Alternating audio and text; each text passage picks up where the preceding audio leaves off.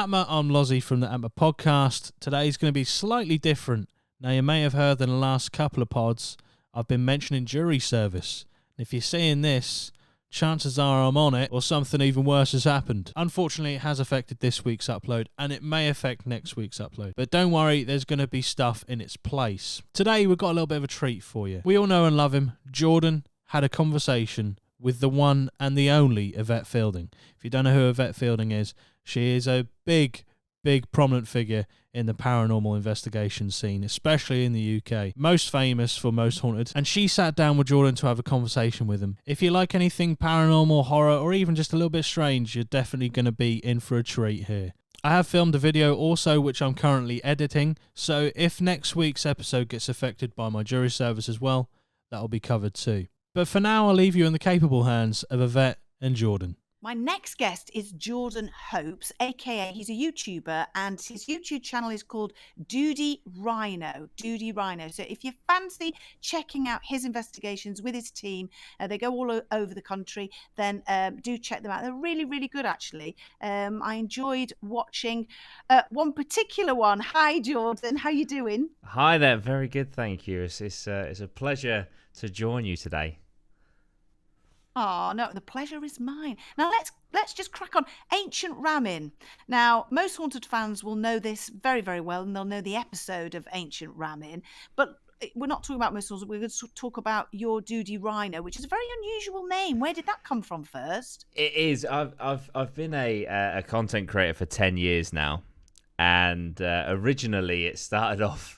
We were playing horror video games, and we played some games. We got all the recordings, and then we thought, well, we put it onto YouTube, and we didn't have a name, and it was me and another guy, and we realised we called each other dude a lot, so we were like, okay, let's have something dudey something, and then we just went through lots of different words and just landed on Dudey Rhino. And it's just stuck, and here I am 10 years later. It's my full-time occupation, and I don't have a choice in the name. But I think it stands out a little bit at least, which is good. Yes, it really does. So the episode I was watching was the Ancient Ramen, and an awful lot happened to you there, and some of the things were a little bit similar to the things that happened to us. And I remember very well doors locking on us and not being able to sort of get in all right. And I remember feeling very claustrophobic and hearing sort of disembodied voices. And I also remember, I don't think this happened to you guys, but Stuart was battered by something. Wow. And then he lost all his hair, which was I've really heard about quite this. horrid. But tell us about your experiences there. So, to be honest, due to shows like your own, stepping into the Ancient Ramen, I was actually quite starstruck by a building, which was the first time ever. You know, it's like, oh my God, I've seen this on so many shows, and here I am. But it actually felt like an entity within itself, just the building, which was quite unnerving. And we did an initial sweep during the day, which I find is always a little bit lighter, you know. And as soon as the sun went down, it just took a life of its own. And we did lots of different tests, and we found, you know, that we were getting some strange responses. We did the Estus Method for the first time ever at the Ancient Ramen, and there were some very strange responses on that. And, you know, there was lots of knocks and things going on throughout the building for the duration. And then, as I'm sure you've seen, towards the end, something happened that, for me personally, I've come at this with a skeptical mindset, but rather than being, you know, someone who's like, oh, I don't know if I believe in this, so I'm going to judge everyone else, I thought, no, I'm going to go and I'm going to try and discover for myself, is there something? Is there something that cannot be explained here? And towards the end of that Ancient Ramen video, which I'm sure we'll discuss, something happens that to this day has entirely shifted my whole perception on the paranormal to a point where the only logical explanation is, funnily enough, a paranormal explanation, because nothing else could have possibly caused what happened that night, which still to this day gives me goosebumps. It really does. Well, I can hear everybody now going, well, go on then. Go on, tell us. Just tell us, because it really is. And like I say, you can watch this episode as well, can't you, on your YouTube channel. So just tell everybody, or if you don't want to know, then block your ears now. Yeah. So go on, tell everybody what happened. Okay, I feel like it's important to set a few things before I say. So obviously when I hired the Ancient Ramen, it's all fenced off, and you get a code to the gate of the fence, and then there is a code on the front door. And this is really important because I want to make sure everyone knows that the only people, not just in the building but on the grounds, was me and my team of there was 4 of us in total. And basically towards the end, I like to do a Polaroids. Okay, so I like to do some Polaroids and see if we catch anything on the Polaroid. So we do a final sweep of the building and we take some Polaroids. And as we're taking Polaroids downstairs, we notice, really strangely, a mirror in the corner of the room that is caked in dust, because obviously this building is 1,000 years old. And I thought it was quite cheesy that I saw that someone, not one of our team, but maybe someone previous or maybe something paranormal, had written the word demon into the mirror. And I thought, that's a little bit on the nose, but okay. Anyway, so we go through, we go upstairs, and I have this it's cut up in the video for pacing. However, I have this entire stretch of content, A to B, no cuts, on my computer. We go up, we go past the mirror, and we go upstairs, we do some Polaroids, and then we come back downstairs. And as we come down the stairs, we noticed that the mirror that had the word demon like scribed into it with 3 or 4 fingers had been wiped out. And we were already spooked at this point because that building is really creepy, and we had some, weird things happen throughout the night. But that moment, knowing where my team was the entire time, knowing there was no one else in that building, categorically knowing there was no one else in that building, knowing that the layout of that room, there was like benches and barrels between us and the mirror. We'd have had to climbed over. Like, I know 100% no one touched that mirror, and yet within 3 or 4 minutes of seeing the word demon on that mirror, it was wiped away. And that to me was like, oh wow. Literally, and I'm a very, very logical person, and I was skeptical going into that building. The only explanation, which is actually making me a little bit chilled just even thinking about it in such detail. The only explanation is something paranormal physically interacted with that mirror to wipe away that word. Because I know it wasn't my team. I know there was no one else in there. I know it wasn't us. It just... you have to understand, it literally changed the fundamentals of like everything that I thought about. Literally, this sounds so extreme of it, I apologize, but literally our universe.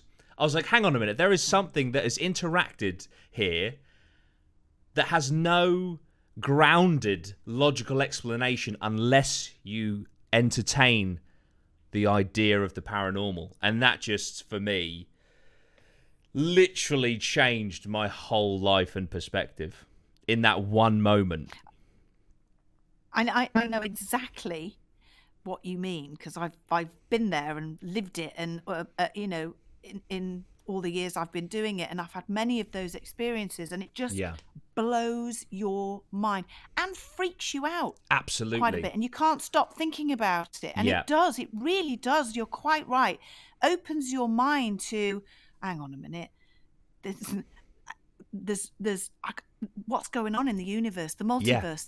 This is so much bigger than we can even comprehend. So it does that for you. But I also know that in that Ancient Ramen, what happened to Stuart and seeing the effect on him. For those of you who haven't seen the episode, we're in this sort of, I don't know what it is because it was years ago when we went, but it was sort of like this building, and it had sort of loads of wood and bits and pieces all piled in it, and we were walking along on some planks, and the next thing Stuart just screams and he falls down on the floor, and he's in a fetal position, and he's and he's really shouting and screaming, and he's covering his head, and then he was we had to, he didn't want to be put on camera, but he was in absolute tears.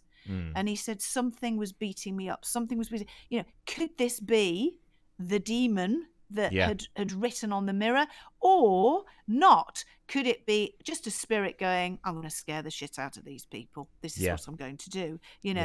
We don't know, but there is something very malevolent in that place, that just likes to mess and play with people. And how wonderful that you managed to capture that, though. And yet there'll always, won't there? And it's very frustrating because you film stuff, you put it out there for people to watch and enjoy, and hopefully, give them the, oh wow, God, I'm going to go out and investigate this place myself. But you'll always have the, what a load of rubbish, you made it up, one of your team wrote it. Isn't it annoying when you know that you haven't? It's so frustrating. But what I've actually said on camera, I've said, look, I'm actually going to be, I've said this, I'm like, do you know what, guy? I'm actually going to be a little bit selfish here, because I am doing this to try and prove this to myself. So I know in my heart of hearts I'm not going to fake anything, but I also know full well, I can walk into a haunted building, okay, and film a full-blown apparition in front of me and be like, oh my, I have just captured the Holy Grail. Like, this is a ghost. Here it is. Let me show the world. And you will still have people say you faked that. So knowing, a part of me that knows that you will never satisfy certain people, I just think, do you know what? I'm just going to do this for the people that do appreciate it. Because there will just be naysayers everywhere. Yeah, exactly. When we did Wentworth Woodhouse, and we filmed, we thought, oh, we've captured a ghost. And then I looked at it carefully and went, no, that's Stuart. That is the back of Stuart. And it's the see-through image of a man walking up the stairs. But Carl and Stuart are filming it. And I said, oh my God, this is classic stone tape theory. And it was bizarre. But what got us is that on an edit, you can see, can't you, where the cut points are, where somebody has made an effect. We work on Avid. So you can see the timeline, you can see everything. Well, Carl took the card out of that camera and we filmed it and put it straight into Avid, and all you see is the original timeline, and you can see there's no effects, there's nothing. Even that wasn't good enough for everybody. Even that, it was, some people were like you say, the people that really love it and believe it, that's great, and they loved it. But the naysayers will go, no, you put an effect on there. It's like, you can clearly see we haven't put an effect on there. We're showing you the timeline, and it's just not there. But it's never good enough. It will never, no one will ever believe us. No one will ever believe us. So we just got to keep going and doing it for ourselves, I think, and the fans of people that really love it, like you just said. Brilliant. Yeah, absolutely. Because there will just be people that you'll never, and you just think, well, why don't you, I understand sometimes finances, etc., but you just think, like, first of all, if you really don't believe this much, why have you clicked on this video? But anyway, like, why don't you go and just try it for yourself? Because that's all I was doing. I was like, you know what? Rather than being like, I don't know if I believe that, I thought, no, why don't you put yourself in these situations and see if you find anything? And when that mirror happened, it was. Do you know what? It was, and I've said this a few times actually since doing this. It's really a be careful what you wish for, because it's like I think I wanted this, but now it's happening. I don't think I want this anymore. Because it is terrifying. It is terrifying. It is. Where would you like to go to next? I mean, it is terrifying, but I think you're going to say the same thing that I am. You can't help yourself, can you? It's like, well, where's next? Yeah. Oh my God, I'm so terrified, but I can't. It's so exciting. It's a roller coaster ride. So where for you would you like to go next? I mean, I don't look so much at specific locations, more so the type of location. So I've done, for example, Derring Woods. I've done the RAF base. I've done the Ancient Ram Inn. I've done 30 East Drive. So I think, like, you know, you've done a forest there. You've done a hospital. You've done an old inn. You've done a house. You know, I'd love to do a prison next, and, you know, things like that. I think at the moment, kind of like going for locations, not generalized, because obviously they need the history, etc. But yeah, I'm just kind of like ticking off more types of locations than specific locations. But I have to say, weirdly, and I've heard people say this, and it's so true. So when I was at the Ancient Ram Inn, it was terrifying. And by the end of the night, honestly, if you said to me, by the end of that night, here is £10,000, go walk in that building, the whole building by yourself, I would have turned you down. Like, that's how terrifying that building got by the end. And yet, a few days later, I was like, I really need to go back to the Ancient Ram Inn. It's strange how it like draws you in. But I just want to pick up on something actually that you said earlier about, you know, potential malevolent demon or something in the Ancient Ram Inn, because like I said, we were doing the Estus Method, which, by the way, I love the Estus Method. I just think we talked about just to explain, we talked about the Estus method on a previous podcast some time ago now, and it really is quite an interesting thing, and I've done it a few times on Most Haunted Experiences, and we've had some really interesting results, and it's something for any young paranormal groups that are starting out. Do you just want to explain briefly, Jordan, what it is and how it works, so that anybody listening that's starting out could actually, you know, it can be really interesting, can't it? It really can, because so you use a spirit box, which, you know, just it cycles through radio stations, doesn't it? And I guess the theory is it's cycling through so quickly that you shouldn't get a coherent sentence because of what it's cycling through, and the spirits can pick up on the device and kind of, you know, communicate through it, I think, is my understanding of how this works. And you see it quite often, you know, you got a spirit box there and you're kind of speaking to the room and then a voice will come through. But the Estus Method adds another layer whereby you put headphones into the device, so only one person can hear what is coming through the box, and they also can't hear the questions that are being asked, which adds a whole nother layer, because it's like, okay, maybe something coherent comes through the box. However, if it accurately answers a person a question that hasn't been heard by the person speaking on behalf of the spirit box, then the chances of that are so, well, probably nigh on impossible. So that kind of adds a real cool kind of layer to it. And so that's the Estus Method. And it's interesting. Yeah, I mean, me personally, I'm not a fan of the spirit boxes. We introduced them many years ago, and myself and Glenn Hunt, we just find, because you're using the radio airwaves, it's just, you know, it could just be, you know, pareidolia, you know, you're making something fit because you want it to fit. But when you put the Estus Method in with it, it can be really interesting. I always say, let's try it with just an EVP recorder. Let's just try it recording. And if you get a word or a sentence from that in a closed environment, that is absolutely fascinating. You know, you could say, can you finish this rhyme? Roses are red, violets are, and then if you get the word blue come through, I mean, that's so cool. Love it. Absolutely. So it's a nice thing to try. can I just say, Jordan Hopes from Duty Rhino YouTube channel, who's done so many different investigations, and really, really, really impressive. And if you fancy watching Jordan and his team, then please go to that YouTube channel. Can I say it's been an absolute pleasure, Jordan? It really, really has. Oh, thank you. And please keep in touch and let us know if you capture anything else and come back on the show and talk about it. Look forward to hearing from you. Absolutely, anytime. Thank you so much for having me on, Yvette. I really, really do appreciate it. It was a pleasure to meet you.